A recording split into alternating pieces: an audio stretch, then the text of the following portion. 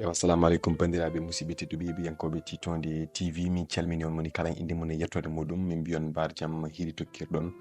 hande comme d'habitude ha joni koye actualité ko ɓuri wawde dogde leydi ndi gonɗen ɗo hande huccidde bandiraɓe ɗen jewtida e munen hande ko ɓuri hande hesɗude gueɗe ɗe hande actualité woni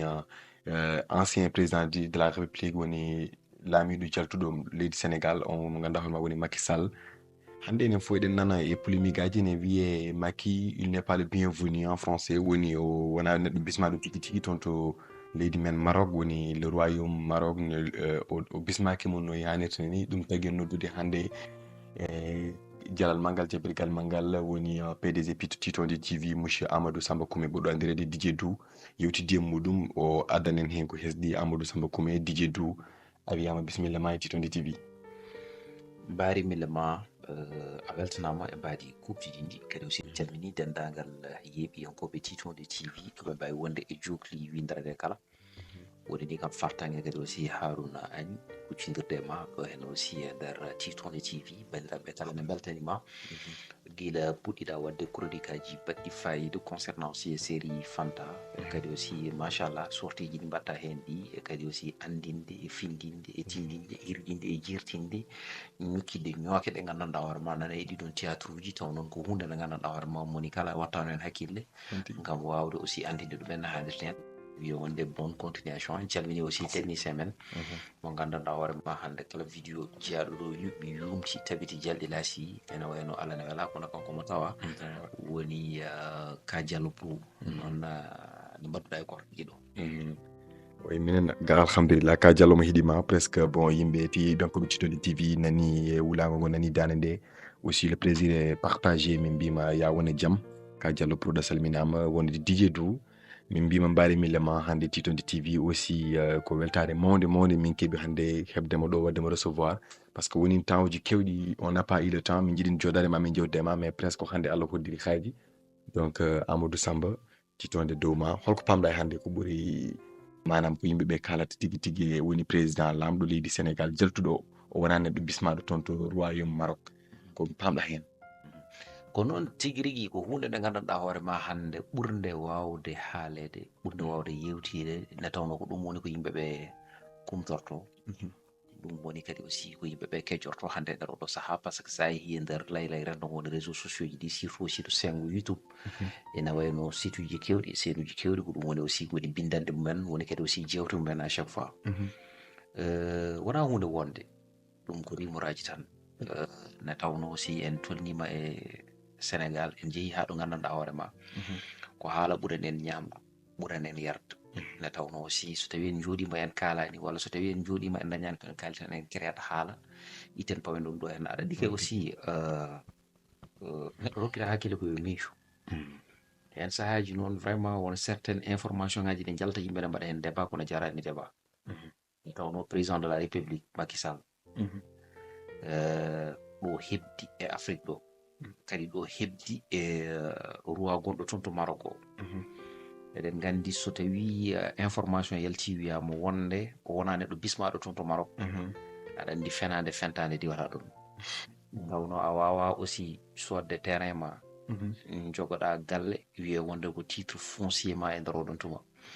e nder ɗum ɗon foof jaaha maha galle ma installa mbaɗa hen ko poɗɗa wadde ko ha para information yalta wiye wonde oɗo de dokkaɗo ɗo titre foncier bismaɗo caggal ne yaltide ko aussi ko avion présidentiel kañum nawi ɗum ha yetti ɗo wiye wonde ɗo wona ɗo de ene wayno Maroc e hoore mum koko yiɗi tigui rigui ha joni wiide ɗum yo yaltu territoire mum walla mbiyen e nder nokku mum aɗa andi to jiiɗa ɗo mboɗo heewi wiide caggal haala or haala gollo golle yo golle golla haala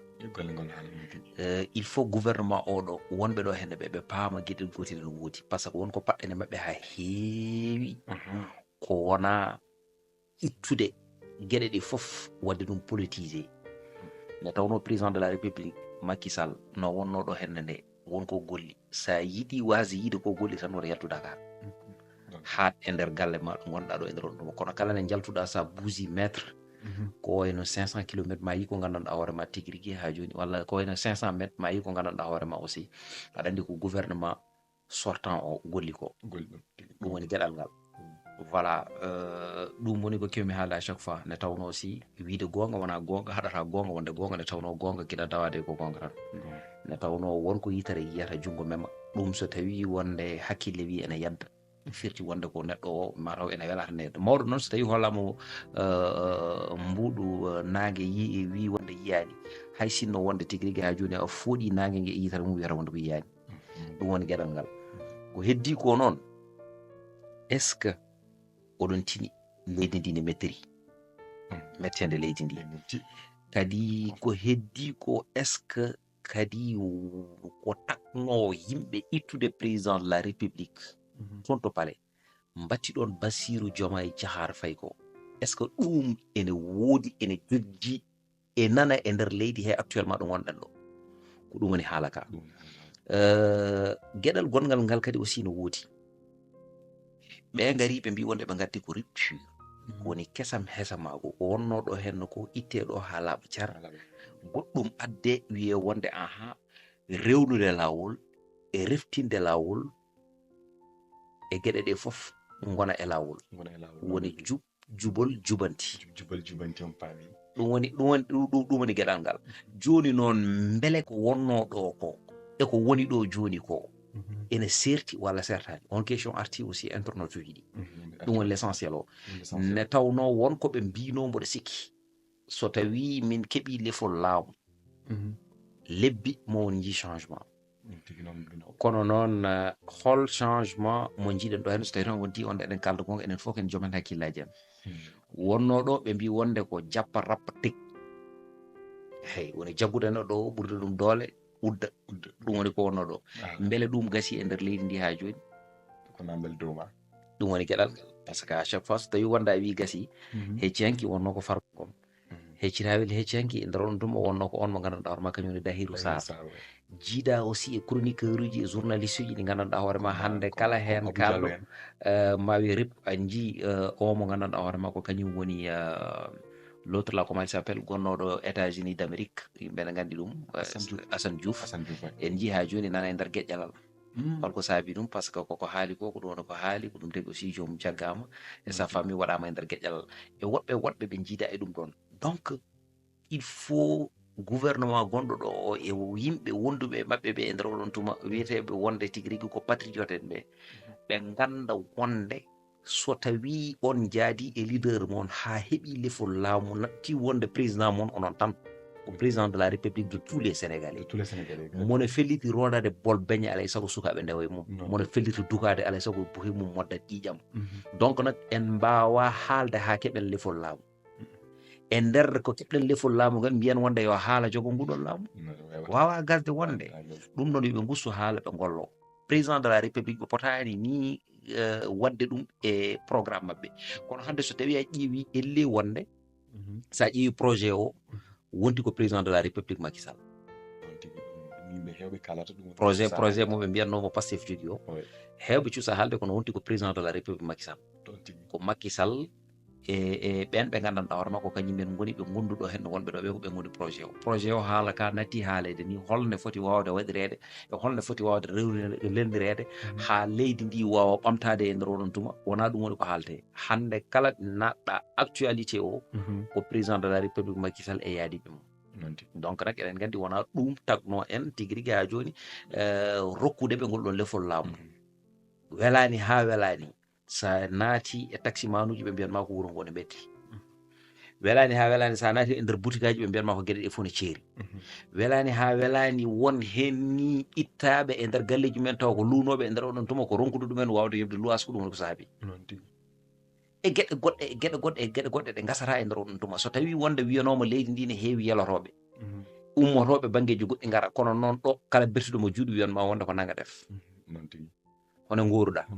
ɗum woni ko saabi ɗeɗon gueɗe donc nak ɗum yo yimɓe gandu wonde wonko ɓuuri ɗum jojjude président de la république hay sinno so tawi no wonde ni o wiyama wonde aha o bismaka toon to Maroc ɗum fotani wonde information mo gandanɗa hoorema jamma e ñalawma subaka kikiɗi yimɓe ne kaala hen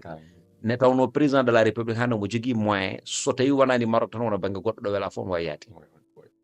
kono noon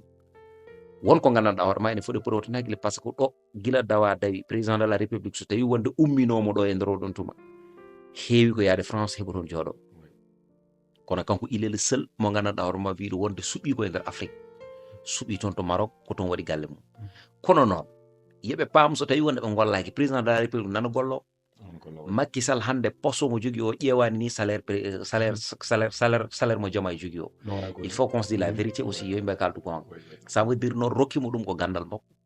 rokkimo ɗum kadi ko humpito makko rokkimo ɗum ko hoolare par ce que woni poste uji ɗi ɓe tottoro aɗa ardo yimɓe ɓe gandanɗa hoorema a ɓurani ɗumen yumma a ɓurani ɗumen papa a ɓurani ɗumen compétence ça veut dire ko hoolare saabi ɗum ɗon donc nak c'est très important yimɓe gacce so tawi noon eɓe jogui koɓe mbattamo rapproché eɓe piɓɓi wonde tigui rigui ha joni won ko fawi e leggal dande makko won ko gandanɗa hoorema mo foti laɓɓitande ɗum sénégalais ji ɗi won ko gandanɗa hoorema eɓe kaala ɗum e sa fami à chaque fois guila ɗo banggue trésor hay ko nandi hen e nder ɗum tuma eɓe piɓi ɗum ɗon eɓe gandi holko lawol rokkiɓe mbaɗa koɓe poti wadde ko e nder ɗum tuma so nden yonti so tawi o ari ɓe jaadoɗo laafowni goto kala hen mo gandanɗa hoorema ƴettino ko gandanɗa hoorema fotani ƴettude te ɗum ɗo eɗen gandi wonde ko leydi ndi jeeyi ɗum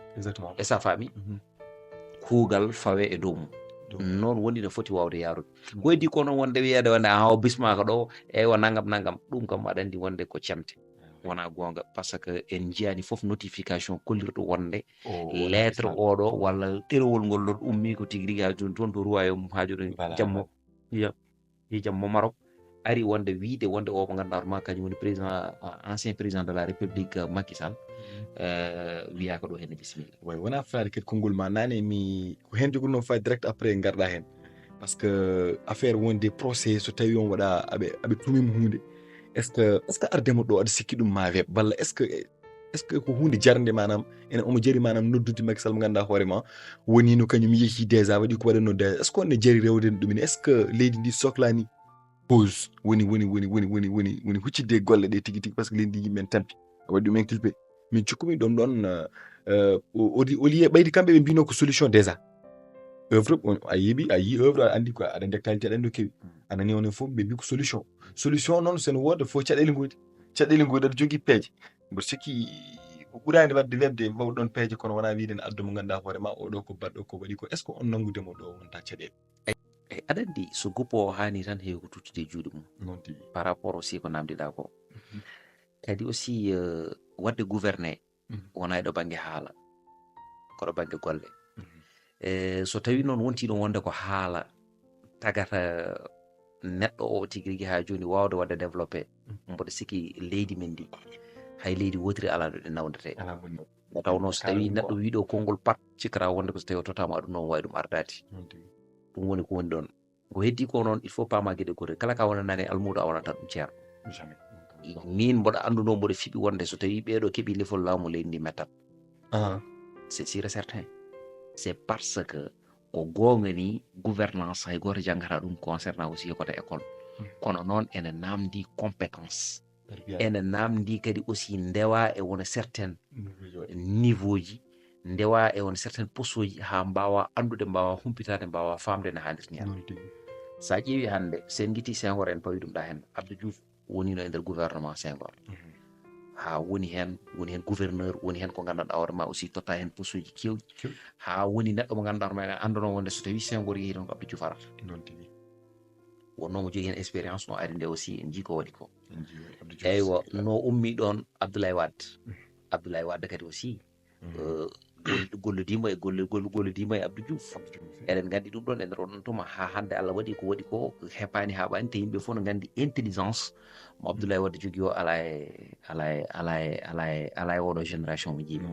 so tawi tan ko gon kalten c'est parce que wonɗo itti leydi ndi wonɗo yettini leydi ndi eywa no woni e lefol laamu nde en jii Macky Sall wonno tan ko ittani tigui rigui joni paale o tottirmuyima wonde na arta kono ala fof façon poste mo heɓani woni deuxième personne mo gandanɗa hoorema tigui rigui ha joni ƴiijam e nder leydi ndi jaaɗa woni président assemblée national voilà c'est autre chose eyyi woni premier ministre woni fofof e laamu on mo gandanɗa hoorema kañum woni Macky no Abdoulaye Wade donc nak kanko ɗo mo jogui oɗo expérience mais arɓe ɗo joni ɓe wona mabɓe meɗo wonde ministre wona mabɓe meɗo wonde DG koto ɓe gonno impôt e domaine donc nag ɗum tagi à chaque fois ni wajiɓe ko wayno on mo ganduɗa kañum bugan omo heewi wiide wonde taƴoɓe juuri so tawi totama leydi ko ni woni no wayra par ce que yimɓe gono koye namdade impôt ainsi de suite à chaque fois kamɓe kam ko noon woni noɓe toñodirta kamɓe e nder koyeɓe voilà ɗum saabi noon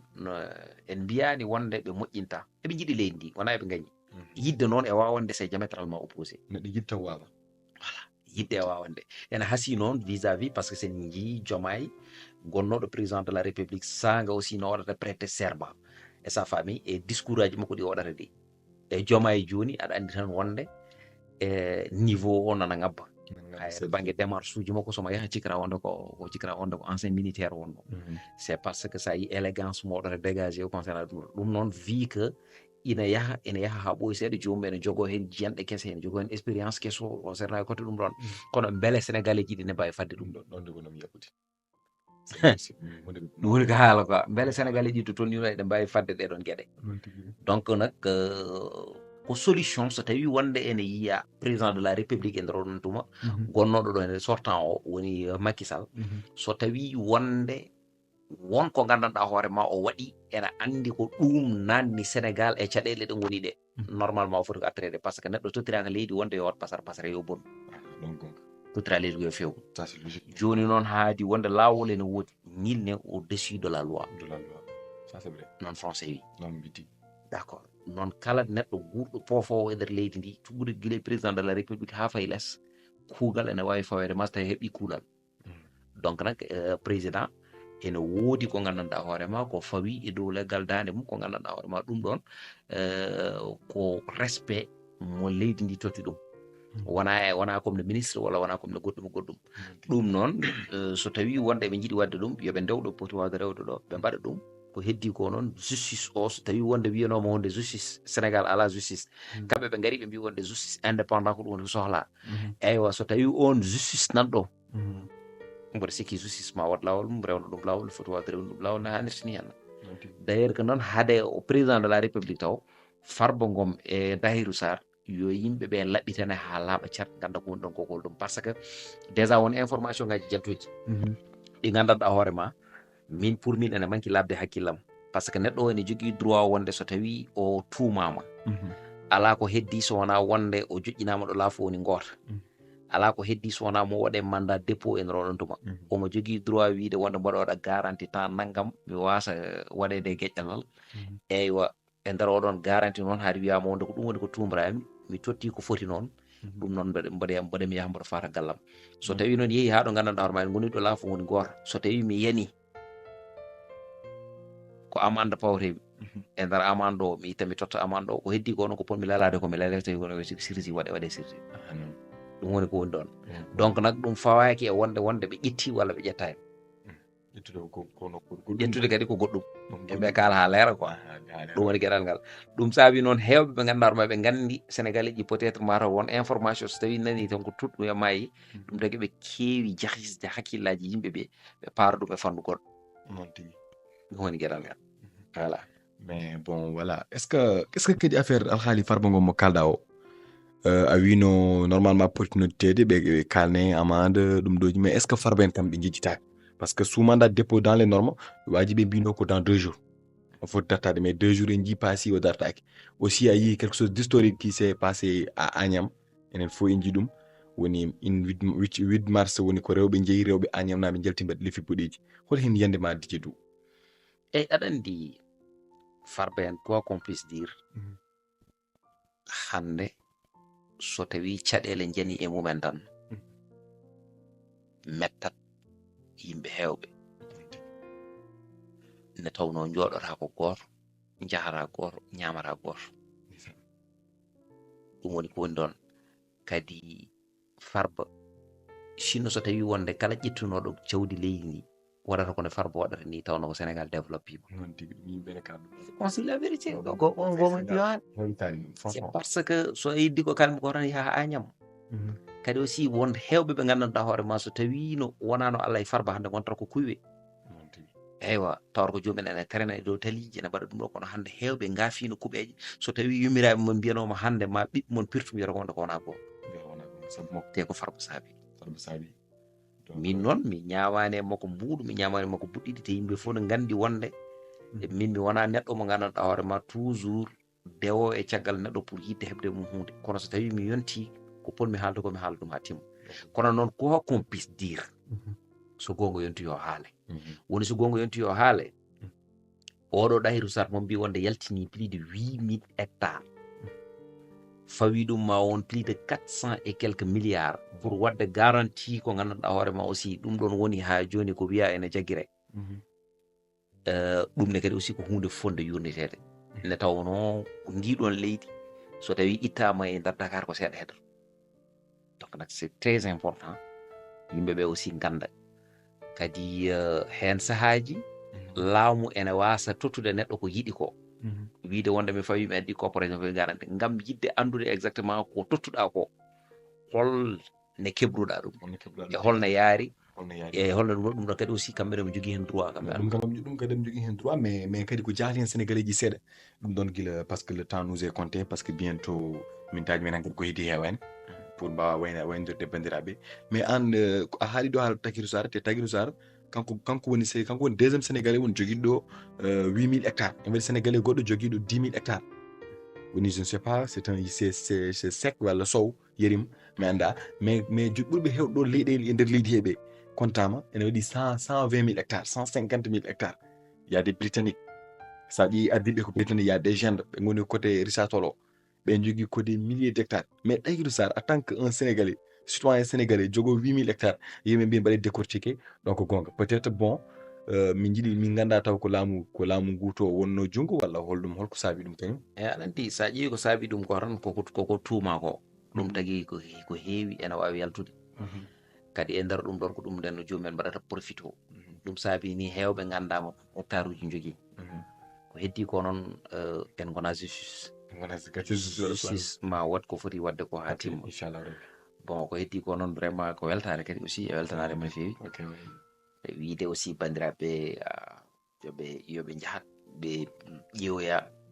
ko kabaruji kala c'est très important kadi aussi ɓe mbaɗa abonné e titonde ɓe mbaɗa partagé no fewi no fewi ɓe ganda wonde titonde ko titonde mabɓe bon min mi wona journaliste so tawi ɗon ko gonga an peut être a wona journaliste kono noon bon ko wadde suivre information ngaji e andude aussi no gueɗe ɗe jaarni actualité ji ɗi ne mbawata ande ko ganduɗa haysino ko seeɗa ko mbawa addana ɗum yimɓe kono noon gouvernement gonɗo ɗo o e militant ji mabɓe ɗi yoɓe paam wonde solution Sénégal wona kala jofiɗo gouvernement waɗane 24 heures walla 48 heures yimɓeɓe ne gara ene ɗum ɗin hen sahaji hewɓe ni kulta haalde tawa so kaalino ene wawa waɗande ɓe jencude kamɓe e nder koye mabɓe donc nak kono mbimi ɗi tan so haalama heɓama yo golle got haala ka usto so golle ɗe godima tan ko haalata golle ɗe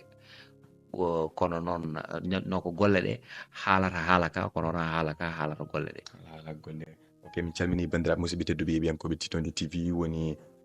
e kaɓirɗe he ko Ka Diallo Pro woni Oumar Diallo a salminama e kuuɓal e hoore haalirde nde ko Harouna Agne Foutanke philosophe min salmini on e kuuɓal invité meɗen hannde ko Amadou Samba Coumba PDG Titonde TV woni mo gandanɗa hoorema oɗo woni DJ Dou min calminima beltanima min ñaganimama Allah moƴƴere bandiraɓe mbiyama restez abonné restez connecté ko woni ha yesso ko lawol Titonde TV wonani on ɗo woni ɗo ko fulɓe leñol ngol foof ne guindi nedi hakkille on calmina gendi hakkille o on calminama no fo mbiyama yo gone jaam wassalamu